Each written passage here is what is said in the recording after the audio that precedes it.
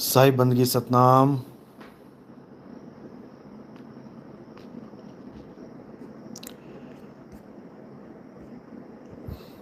कहत कबीर सुनो भाई साधो। इस चैनल को 2018 में शुरू किया गया था। 13 अक्टूबर 2018 को, जो कबीर साहब की वाणी में भी इसका जिक्र आता है कि 13वां पंथ तब चलेगा जब 12वें पंथ का किस्सा ख़त्म हो जाएगा। तो 12वें पंथ का किस्सा 11 अक्टूबर 2018 को ख़त्म हो गया था, जब 12वें पंथ के प्रवक्ता जो रामपाल जी महाराज हैं, उनको उम्र कैद, उनको सज़ा हो गई थी जेल में कि आखिरी सांस तक उम्र कैद उनको लिख दी गई थी। 11 अक्टूबर को उनको सज़ा हुई थी और 13 अक्टूबर को हमारा चैनल शुरू हुआ था, जिसके लिए बोला था 13वां पंथ 12वें पंथ के ख़त्म होने के बाद ही चलेगा।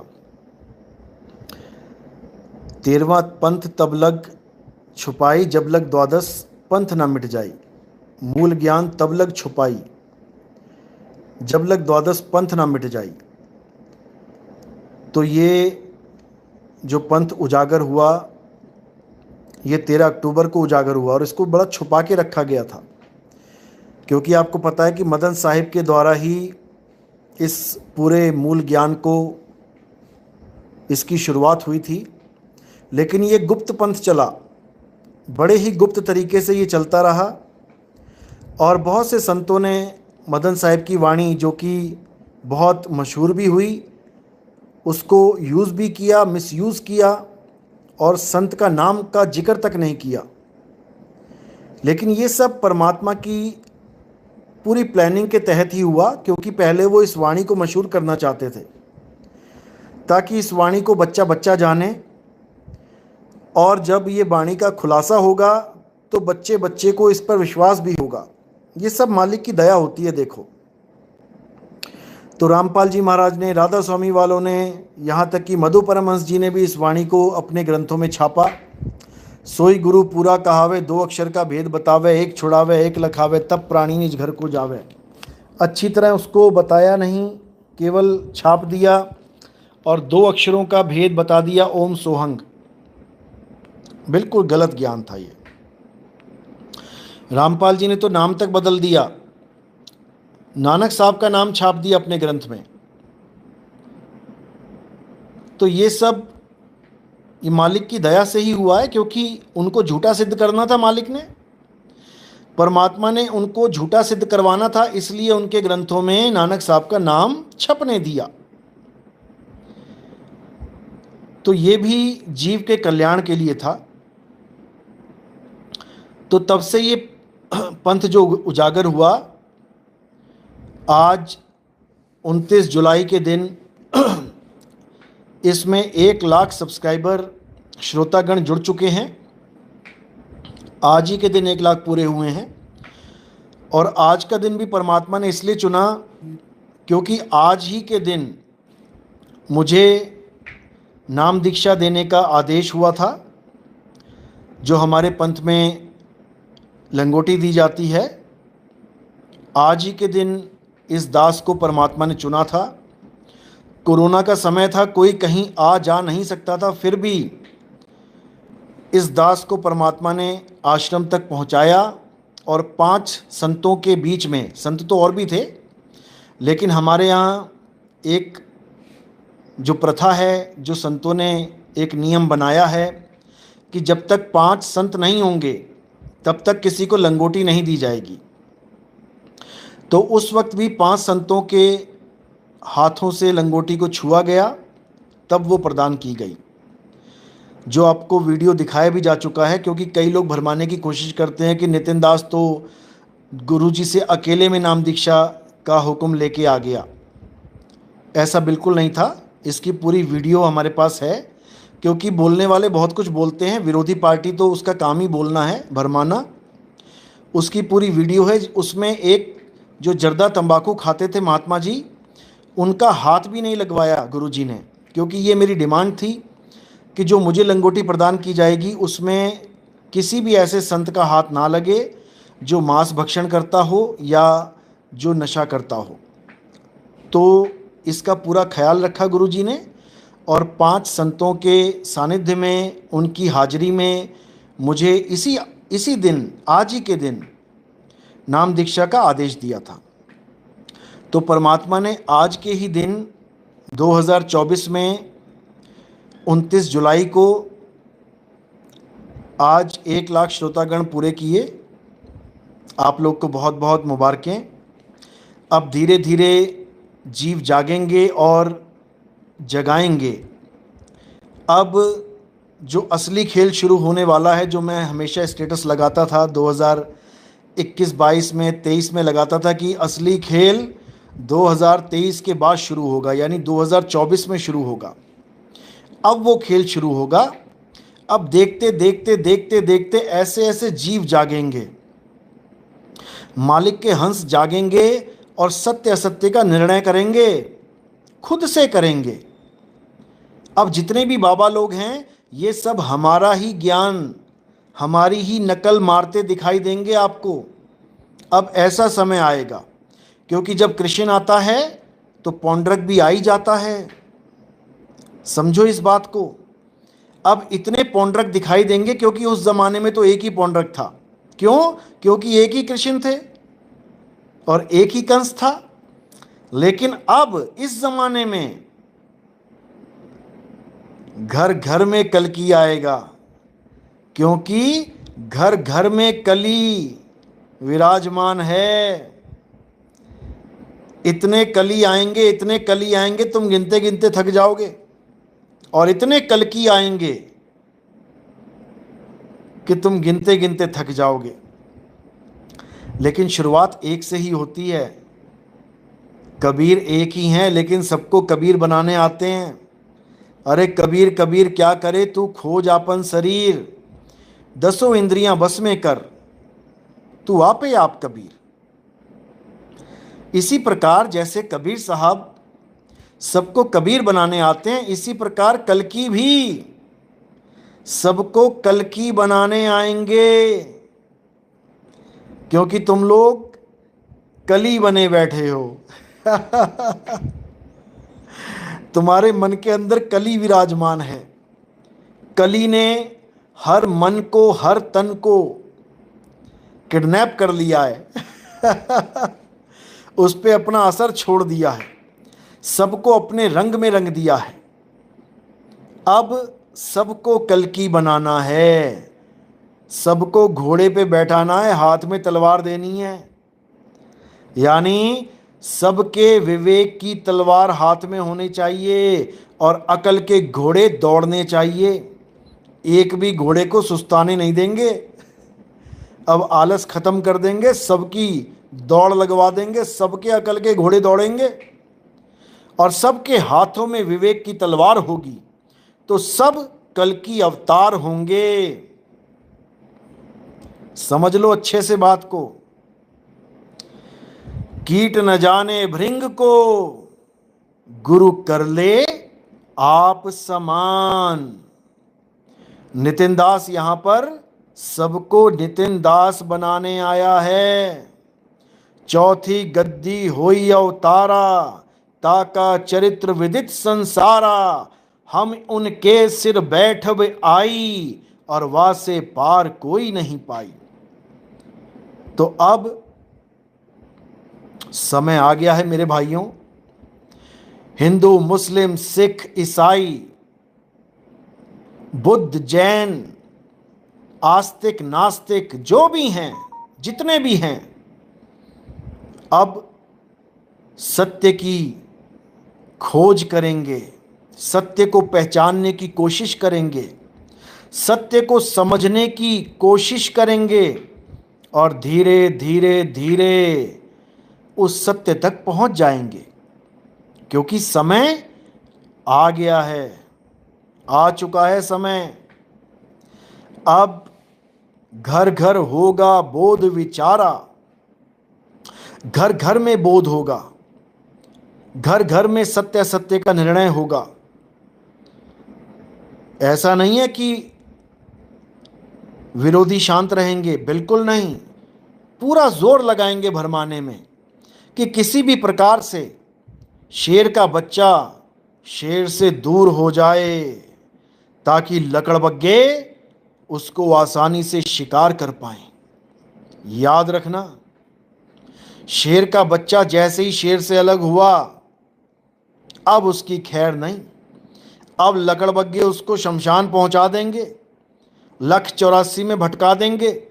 लेकिन जो विवेकी हंस होगा, जो शेर का असली बच्चा होगा, कच्चा नहीं, बच्चा, पक्का बच्चा, वो कभी शेर से दूर जा ही नहीं सकता। वो अपने सत्य से कभी दूर जा ही नहीं सकता। बहुत से लोग भरमाने की कोशिश करेंगे, नितिन दास तो शिव योग करवाता है, शिव साधना करवाता है।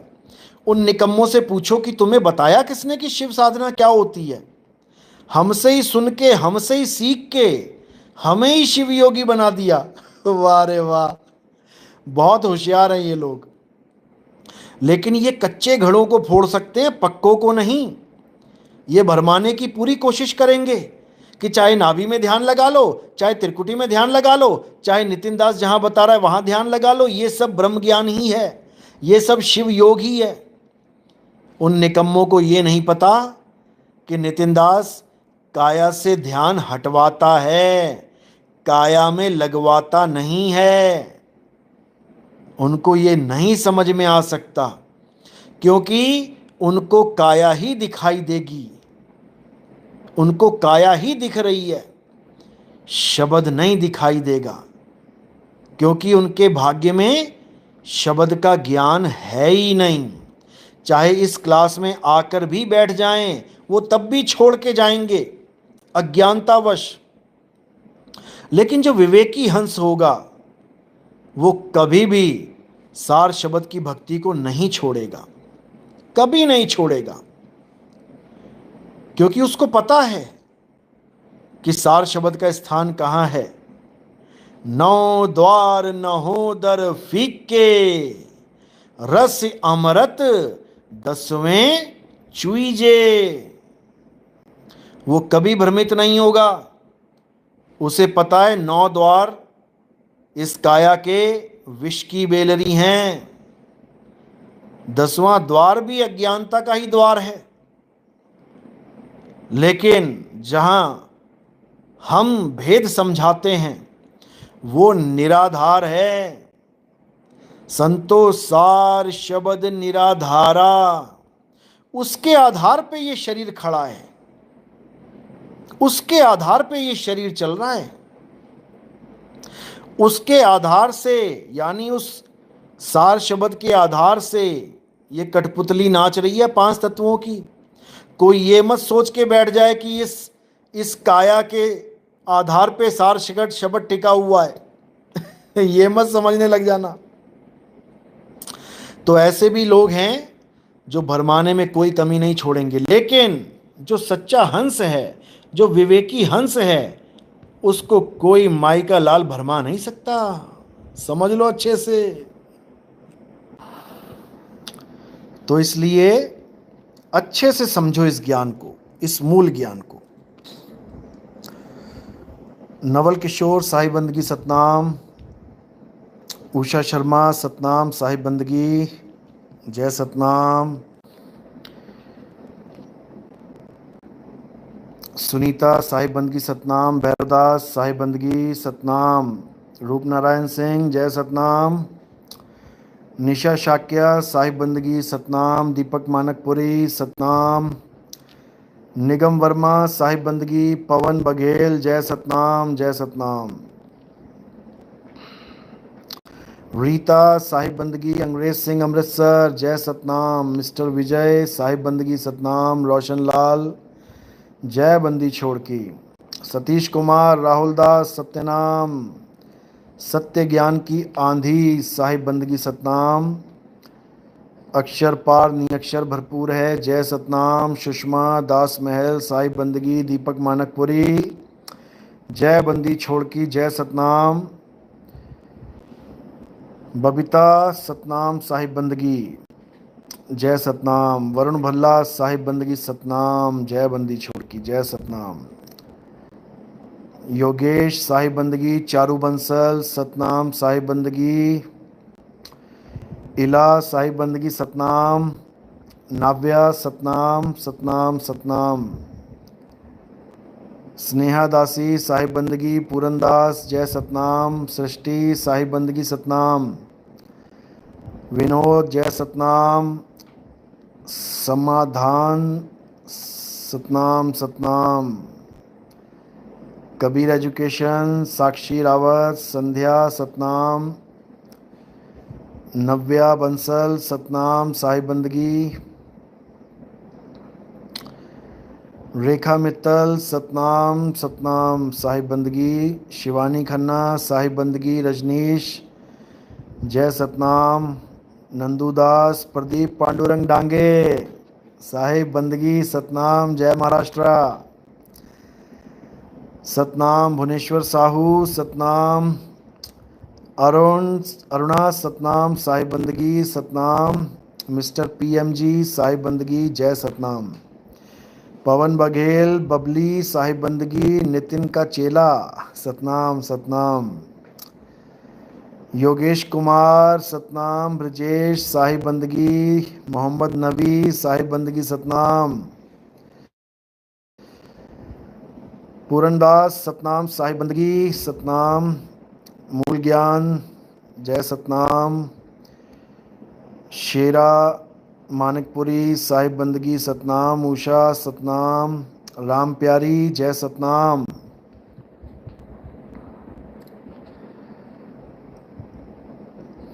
गुरदयाल सिंह साहिब बंदगी सतनाम। रोहित चौहान जय सतनाम। पायल शर्मा सतनाम साहिब बंदगी।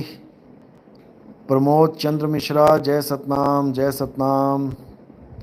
दास महल पिखीविंड साहिब बंदगी सतनाम। पायल शर्मा रूप नारायण सिंह जय बंदी छोड़ की। जय सतनाम। गोल बाजार नेपाल से रूप नारायण सिंह साहिब बंदगी सतनाम। बस नेपाल में प्रोग्राम शुरू होने वाले हैं अभी। 3 तारीख को नेपाल पहुंच जाएंगे। 4 तारीख से प्रोग्राम है। 4, 5, 6, 7, 8, 9, 10 ये नेपाल में प्रोग्राम होंगे। तो जो भी भगत नेपाल आना चाहते हैं, इंडिया से भी अगर नेपाल जाना चाहते हैं दर्शन मेले के लिए तो आ सकते हैं, लेकिन पूरे इंतज़ाम से आएँ। हबड़ा दबड़ी में बिल्कुल मत आएँ, पूरे इंतज़ाम से। जय सतनाम जय सतनाम। रेनू गुप्ता साहिब बंदगी सतनाम। नेपाल में जो प्रोग्राम कर रहे हैं उनका नंबर आप मुझसे ले सकते हैं। आप केवल नेपाल लिख दें, जो भी आना चाहते हैं नेपाल, आप NEPAL लिखेंगे तो आपको नंबर दे दिया जाएगा। उनसे सारा आपने सिस्टम समझ लेना है, क्या है, कहाँ जाना है, क्या करना है, कैसे आना है, सब बता देंगे वो। सतनाम सतनाम सतनाम साहिब बंदगी। प्रेमदास साहिब बंदगी। पायल शर्मा, मयंक नंदा सतनाम। रंजना सतनाम साहिब बंदगी। लक्ष्मी साहिब बंदगी सतनाम। मलकीत सिंह, रेशमा सतनाम। माहीपाल, मनीषा लांबा साहिब बंदगी जय सतनाम। राजकुमार झा साहिब बंदगी सतनाम। माया तोमर साहिब बंदगी। मनोरमा सतनाम साहिब बंदगी। अक्षय सिंह जय सतनाम। खुशबू साहिब बंदगी जय बंदी छोड़ की। लक्ष्मी शर्मा सतनाम साहिब बंदगी। गोलू कुमार साहिब बंदगी सतनाम सतनाम। दीपक चौपाल सतनाम साहिब बंदगी। गोपाल जी सतनाम सतनाम। स्नेहा दासी साहिब बंदगी जय सतनाम जय सतनाम। राम सिंह साहिब बंदगी सतनाम। संदीप सैनी साहिब बंदगी। जम्मू से सतनाम साहिब बंदगी, अशोक शर्मा जय बंदी छोड़ की, आनी मलिक, हेमलता साहिब बंदगी सतनाम, जुबैर अहमद साहिब बंदगी सतनाम जी, जय सतनाम। इसका जवाब मिलेगा आपको जल्दी। पवन भास्कर जय सतनाम, जय सतनाम। सोनिया साहिब बंदगी सतनाम, गोपाल ठाकरे साहिब बंदगी सतनाम, रिंकल परमार सतनाम, रेखा नेगी वाह जी वाह साहिब बंदगी सतनाम सतनाम, रेखा मित्तल सतनाम, महिपाल सिंह, रामपाल शाक्या साहिब बंदगी सतनाम, कृष्ण करीम बहुत बहुत मुबारक हो साहिब जी, सतनाम आपको भी सतनाम, जय सतनाम। तो पूरे विश्व को एक झंडे के नीचे लाना है, पूरे विश्व को एक डोर में बांधना है। तो वो कौन सा झंडा है, इसको अच्छे से समझ लो। सबसे पहले तो भारत में जान लो कि जो सबसे बड़े लेवल पे धर्म है वो एक हमारा हिंदू धर्म है और एक मुस्लिम धर्म है, बाकी सब अल्पसंख्यक हैं। अब मुसलमान तो अल्पसंख्यक नहीं है क्योंकि 20 करोड़ की आबादी से ज़्यादा हो चुके हैं। अल्पसंख्यक कह सकते हैं 2 करोड़ 5 करोड़ वालों को, 10 करोड़ वालों को। थोड़े सालों में ये बराबर हो जाएंगे।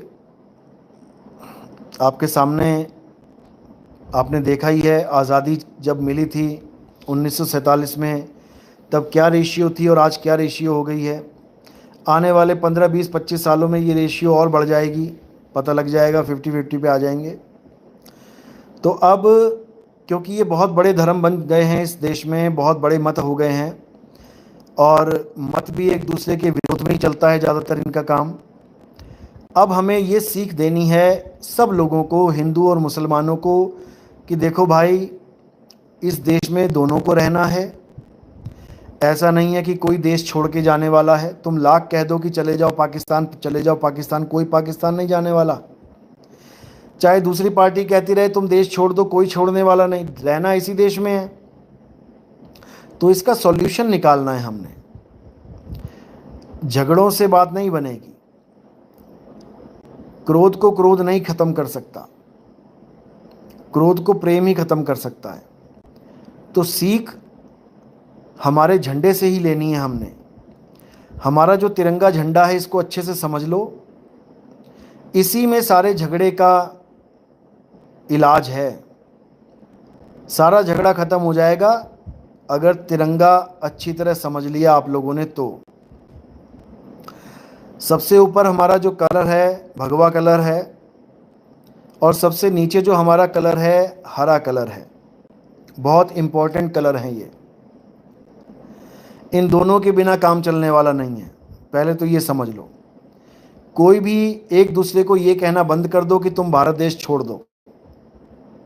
पहले तो ये समझ लो, कोई छोड़ के नहीं जाएगा, बल्कि ये तो हमारे देश की शान है, ये तिरंगे की शान है। ऊपर वाला कलर, नीचे वाला कलर, भगवा कलर और हरा कलर, ये दोनों हमारे देश की शान है। लेकिन दोनों की दूरियां इतनी ज़्यादा हो चुकी हैं कि ये दोनों कभी एक नहीं हो सकते। अब इन दोनों को एक करने के लिए, यानी इन दोनों के बीच की दूरियों को कम करने के लिए, हमारे देश के झंडे में एक और कलर है और वो कलर है सफ़ेद। और सफ़ेद कलर का मतलब है जो ना हरा पहनता हो ना भगवा पहनता हो जो श्वेत वस्त्र पहनता हो, वही दोनों के झगड़े को ख़त्म कर सकता है। और ये श्वेत, ये संतों का बाना, ये कबीर साहब का बाना है, ये दोनों की दूरियों को ख़त्म कर सकता है। क्योंकि ये भगवे को भी जोड़ के रखता है और हरे को भी जोड़ के रखता है। जो संत होता है, जो कबीर साहब हैं, वो हिंदुओं को भी जोड़ के रखते हैं और वो मुसलमानों के भी पीर कहलाते हैं। समझ लो इस बात को। दोनों को जोड़ के रखने का एक ही तरीका है कि हरे और भगवे को, ठीक है, अच्छी बात है, शुरुआत में बहुत अच्छी बात है कि हरे को अपनाओ, भगवे को अपनाओ, लेकिन जो अंत समय आता है देखो, तो सफ़ेद ही चुना जाता है। आप मक्का मदीना में भी देखोगे, जो चक्कर वहाँ पर चक्कर लगाया जाता है मक्का के, सब सफ़ेद कपड़ों में आ जाते हैं,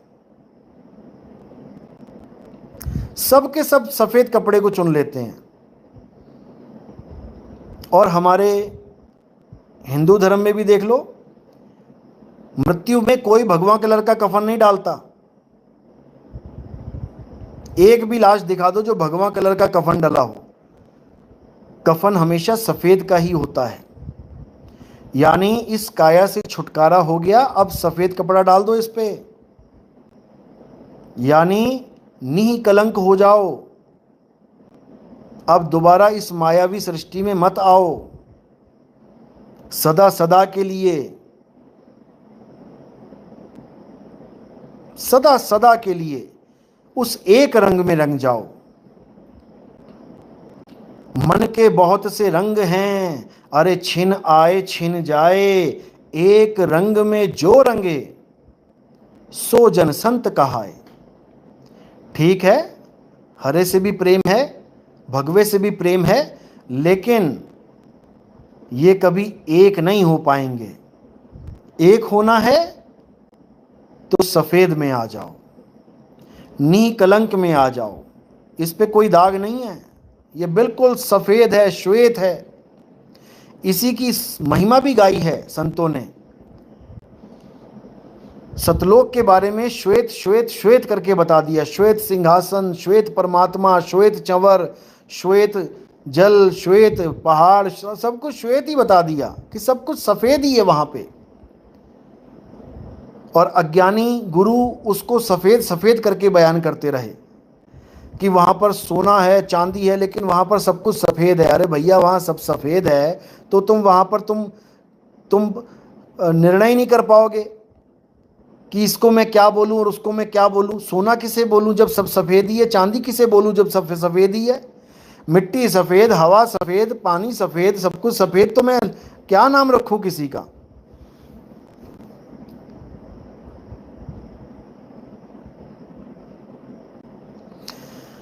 चार राम के व्लॉग प्रश्न पूछ रहे हैं कि साहेब प्रणाम, एक भगत का सवाल है, एक सत्संग में आपने आत्मा को तत्व बोला है और एक सत्संग में निहि तत्व कहा है, तो आत्मा तो निहि तत्व है। बिल्कुल सही बात है, लेकिन जब किसी को समझाना होता है तो हम दो प्रकार के तत्वों की बात करते हैं, एक तो असत तत्व और एक सत तत्व। तत्व इसलिए बोला जाता है क्योंकि तत्व का मतलब है हस्ती, अलग हस्ती। जैसे पांच तत्व, तो पांचों की अलग अलग हस्ती है। इसी प्रकार आत्मा की एक हस्ती है, इसलिए उसको तत्व बोल दिया जाता है, लेकिन वो पांच तत्वों से न्यारी है, इसलिए उसको निहि तत्व बोला जाता है। निहि तत्व जो तत्वों में नहीं आती, तत्वों से न्यारी है, इसका ये भेद है। इसका मतलब ये नहीं कि वो तत्व है कोई।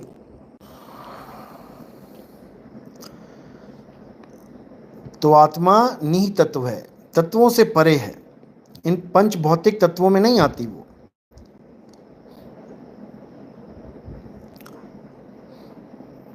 साहिब बंदगी सतनाम।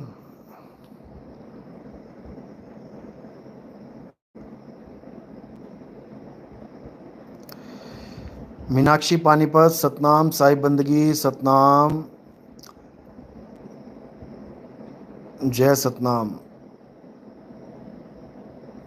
राजकुमार झा, सबको एक होने के लिए ही एक ही रंग में आना होगा, हंस रूप आत्म के रंग में। बिल्कुल, आत्म स्वरूप में आना होगा, सब एक हो जाएंगे। कोई झगड़ा, कोई लफड़ा, कोई राजनीति, कुछ नहीं रहेगा, सब खत्म हो जाएगा। याद रखो, ये राजनीति चल रही है केवल हिंदू मुसलमान के झगड़े पे, ऊंच नीच के झगड़े पे।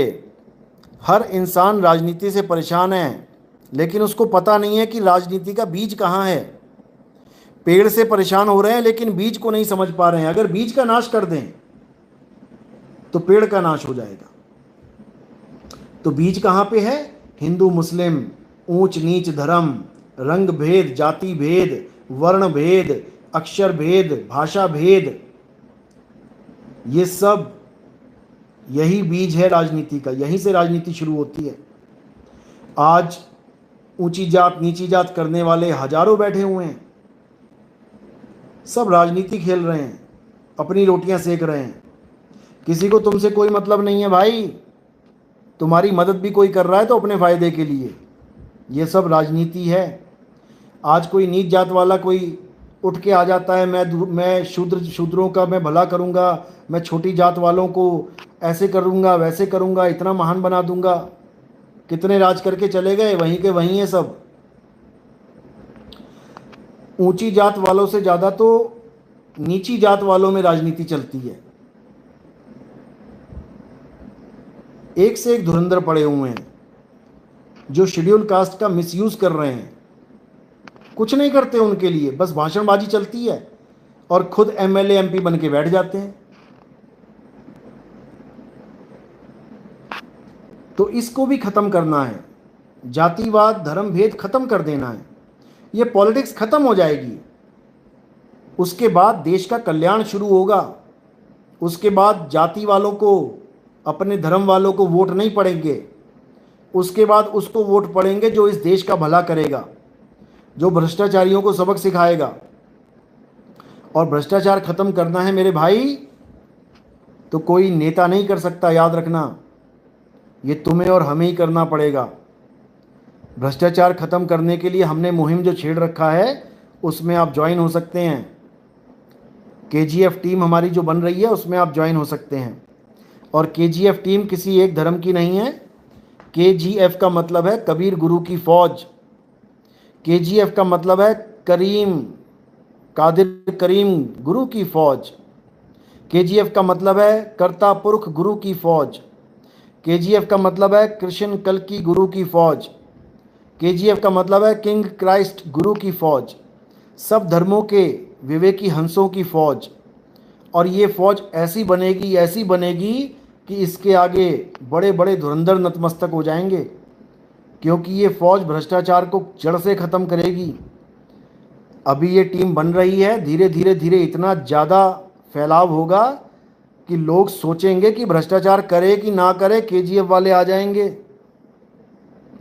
अभी ऐसा होने वाला है। ये धीरे धीरे देखते जाओ क्या होता है। और कई जगह तो ये एक्टिव हो चुकी है। ऐसे ऐसे गुंडे जो हफ्ता लेते थे दुकानों पे खड़े होके, जेल के अंदर बैठे हुए हैं। हमारे मुंबई के केजीएफ मेंबर कालू दास जी ने एक को तो पहुंचा दिया है सीधे, और बाकियों की पहुंचने की बारी है। क्योंकि अब इन्होंने मुहिम छेड़ दिया है कि गुंडागर्दी हफ्ता जो लेते हैं गुंडे, इनको जेल के अंदर पहुंचाना है। और बहुत अच्छी टीम बना रहे हैं वो। ऐसे ही टीम बनेंगी तो धीरे धीरे इन गुंडों से और ऊपर उठेंगे। सरकारी कर्मचारी जो भ्रष्टाचार करते हैं वहाँ तक पहुँचेंगे, फिर उससे भी ऊपर, बहुत ऊपर तक गया है ये मसाला। तो धीरे धीरे ये टीम इतनी मजबूत होगी कि हर जुबान पे इसका नाम होगा। बस देखते जाओ। और भ्रष्टाचार खत्म होगा तभी सतयुग आएगा। ऐसे सतयुग नहीं आता। कलयुग में सतयुग आएगा, कलयुग में सतयुग आएगा, सब बोल रहे हैं। अरे कैसे सतयुग आएगा भाई? भ्रष्ट लोगों को सतयुग में लेके आओगे क्या? सबसे पहले तुम्हारे अंदर से भ्रष्टाचार खत्म करना है, उसके बाद सतयुग आएगा। तो ये सब धीरे धीरे होगा। मालिक की दया जरूर होगी। जगदीश स्वरूप ब्रह्मचारी, 2025 महाकुंभ में आपकी फौज का स्वागत करता हूं। बहुत अच्छी बात है जी जगदीश जी। आप कहाँ पे, कौन सा आश्रम है आपका, ज़रूर बताएं ताकि हमारे भगत आप तक पहुँचें। और इस मुहिम को हमने ज़्यादा से ज़्यादा बढ़ाना है और भारत देश से भ्रष्टाचार को ख़त्म करना है। भ्रष्टाचार को ख़त्म करने का सबसे पहला फार्मूला क्या है कि जितने भी सरकारी ऑफिसर्स हैं, जितने भी सरकारी डिपार्टमेंट हैं, इनका आपस में एक्सचेंज करवाओ, इस डिपार्टमेंट वाले को दूसरा डिपार्टमेंट सौंपो, दूसरे वाले को ये वाला दे दो, ताकि जो नोट कमाने के जरिए होते हैं, जो इनके दिमाग में ये कीड़ा पल चुका है, ये थोड़ा कम हो शुरू में, क्योंकि उन नए बंदों को पता ही नहीं होगा कि नोट कमाए कैसे जाते हैं इस डिपार्टमेंट में, क्योंकि हर डिपार्टमेंट में नोट कमाने का अलग तरीका है। और जो पुराने हो चुके हैं उनको खूब अच्छे से पता है कैसे कमाने हैं। जो नया बंदा जाता है वो जल्दी नहीं समझ पाता है। नया बंदा जाता तो ईमानदार बन के है, नई नई नौकरी लगती है, पूरा ईमानदारी का चस्का होता है कि देश की सेवा करूंगा, ईमानदारी से करूंगा, लेकिन धीरे धीरे देखता है कि अरे मेरा बाबू, अरे मेरे ऊपर जो ऑफिसर बैठा है ये तो खुद पैसे खा रहा है, बल्कि ये मुझे भी कह रहा है कि तू भी ले और उसमें से मुझे भी शेयर दे। ये सब अपनी आंखों से देखा है भाई हमने। जगह का नाम नहीं लूँगा, लेकिन वहाँ का डिपार्टमेंट है, वो हमें उसने बताया मुझे खुद, कहता जी हम क्या बताएं, ऊपर से प्रेशर आता है कि आज की दिहाड़ी बनी कि नहीं बनी, यानी आज तुमने लूटा कि नहीं लूटा जनता को, अगर लूटा है तो ऊपर तक पहुंचाओ, वेट कर रहे हैं सब। ऐसा हाल हो चुका है। और ये सबसे ऊपर कौन बैठे हैं आपको पता ही है। केवल डिपार्टमेंट भ्रष्ट नहीं है भाई, डिपार्टमेंट भी ईमानदार हो जाए, लेकिन ऊपर जो सरकार बैठी हुई है, जो नेता बैठे होते हैं, ये पूरा पूरा प्रेशर देते हैं नीचे तक। तो कैसे होगा? कभी नहीं होगा। ये तब होगा जब उन नेताओं की गद्दियों पे आत्मज्ञानी बैठेंगे, जब उन नेताओं की गद्दियों पे गुरुमुख जीव बैठेंगे, जब उन नेताओं की गद्दियों पे परमात्मा के विवेकी हंस बैठेंगे, जिनके लिए पत्थर और सोना एक समान है, जब वो बैठेंगे तब इस देश का भला होगा, नहीं तो नहीं होगा। जो मर्जी कर लो, जितना मर्जी जोर लगा लो, ये कभी नहीं होगा। इसलिए मेरे भाइयों, भ्रष्टाचार के खिलाफ एक बुलंद आवाज में दहाड़ मारो, तब ये सब भागेंगे। उसके लिए हमें जातिवाद, धर्मवाद, वर्णवाद, क्षेत्रवाद सबसे हटके, हिंदू मुस्लिम सिख ईसाई इन सब से परे, ऊंची जात छोटी जात मोटी जात खोटी जात, इन सब से हटके इंसानियत पे आना होगा।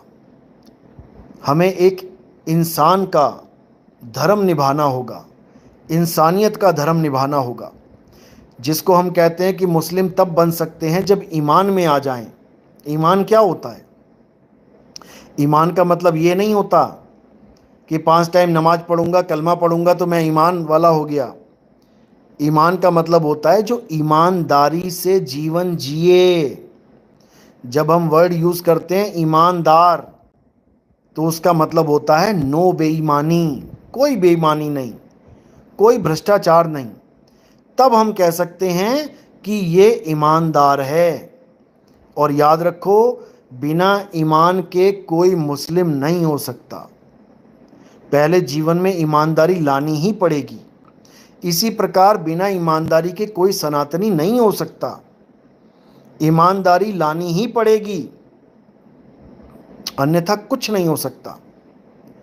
तो इसीलिए अब ईमानदार होना है, भ्रष्टाचार खत्म करना है और ज़्यादा से ज़्यादा लोगों को KGF में ज्वाइन करना है, ताकि सब एकजुट होकर, एक ताकत, एक बुलंद हौसले से भ्रष्टाचार का खात्मा कर सकें।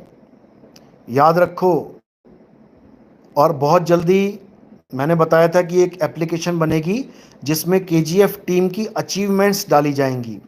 YouTube चैनल तो बन चुका है, आपको लिंक शेयर कर देंगे, जिसमें KGF टीम में जो भी कोई भी कार्रवाई होती है, चाहे वो पर्सनल है, घरेलू है, चाहे वो किसी का झगड़ा है सॉल्व किया गया, या फिर कोई रिश्वत लेने वाले को अकल दी गई, कुछ भी ऐसा कोई मटेरियल है, कोई भी मैटर है, वो उसमें डाला जाएगा मोटिवेशन के लिए। और उसको आप लोगों ने शेयर करना है, लोगों तक पहुंचाना है, ताकि एक आम आदमी को भी उसकी ताकत का पता लग सके कि एक आम आदमी के भी क्या अधिकार हैं, वो क्या कर सकता है। केवल वोट देने के लिए नहीं बना है एक आम आदमी। वोट देना ही नहीं है केवल, आपके हाथ में बहुत बड़ी पावर है। बस उस पावर को आपने कैसे यूज़ करना है ये हमसे सीखना है। और उसके बाद देखो कि कैसे धीरे धीरे आपके जीवन में बदलाव होगा, आप एक जिम्मेदारी नागरिक बनेंगे, क्योंकि सबसे पहले आपके अंदर बदलाव होगा।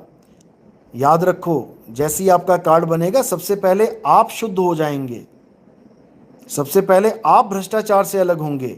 अब आपको पुलिस वाला पकड़ेगा तो आपसे पैसे नहीं ले सकता वो, आप उसको अपना कार्ड दिखाएंगे, आपसे पैसे नहीं मांग सकता वो, और बिल्कुल जेन्युइन चालान बनाएगा वो आपका।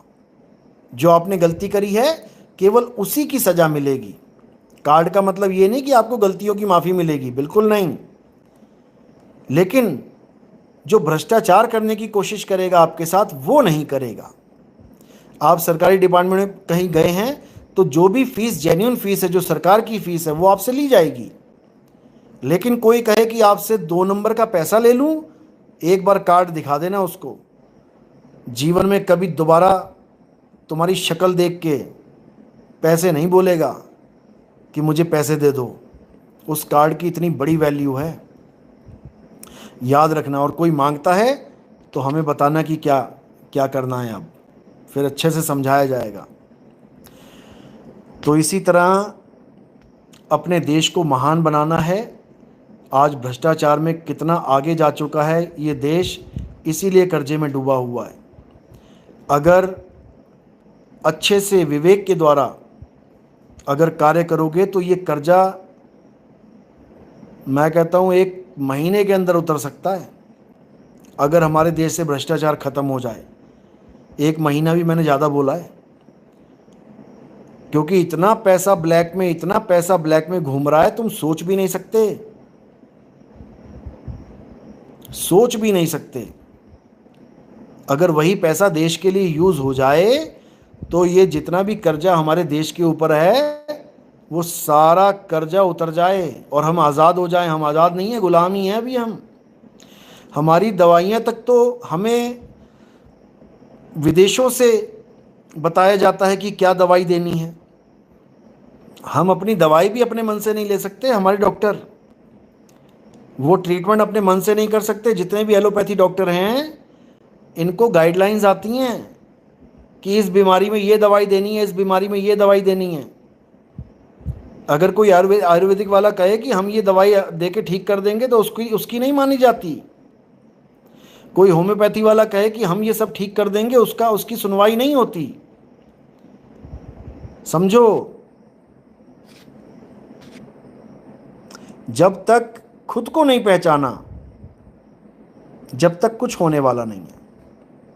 इसलिए सबसे पहले अपनी ताकत को जानो, अपने आप को पहचानो, फिर धीरे धीरे सब समझ में आने लग जाएगा, सब सुधार हो जाएगा। चलो, तो आज का लाइव यहीं समाप्त करते हैं। और जैसा मैंने बताया कि तिरंगे को कैसे समझना है और कैसे समझाना है, अच्छे से समझ लो। भगवा रंग हमारे हिंदू भाइयों के लिए है, वो इसको नहीं छोड़ सकते। हरा रंग मेरे मुसलमान भाइयों के लिए है, वो इसको नहीं छोड़ सकते। लेकिन दोनों इस सफ़ेद रंग में रंग सकते हैं, क्योंकि दोनों के धर्म में सफ़ेद रंग की अपनी ही अहमियत है। सफ़ेद रंग का मतलब है शांति, सत्यता और प्रेम। तो इस रंग को जो अपना लेगा वो सदा सदा के लिए एक हो जाएगा, सदा सदा के लिए मालिक के चरणों में लीन हो जाएगा। मुसलमान को अल्लाह मिलेगा, सनातनियों को आत्मदेव मिलेगा, ईसाइयों को गॉड मिलेगा, सिखों को वाहे गुरु मिलेगा। सबको मिलेगा, मालिक की दया से सबको वो वस्तु मिलेगी जिसकी बरसों से तलाश है, जिसको पाने के लिए सब ललायत हैं। जरूर मिलेगा। देखो कितनी अच्छी लाइन लिखी है सतीश दास ने। भगवा ओढ़े हिंदू, हरा पहने मुसलमान, मैं कौन सा रंग पहनूं कि बन जाऊं इंसान। वाइट कलर पहनो आप सफ़ेद को पहनो, किसी को कोई प्रॉब्लम नहीं है। भगवा पहनोगे हरे वाले को प्रॉब्लम है, हरा पहन के घूमोगे भगवे को प्रॉब्लम है, लेकिन तरबूज खाओगे तो किसी को कोई प्रॉब्लम नहीं। बाहर से हरा, अंदर से लाल। संतरा खाओगे कोई प्रॉब्लम नहीं। चलो आज का सत्संग यही समाप्त करते हैं। साहेब बंदगी सतनाम, जय बंदी छोड़ की जय सतनाम। साहेब बंदगी।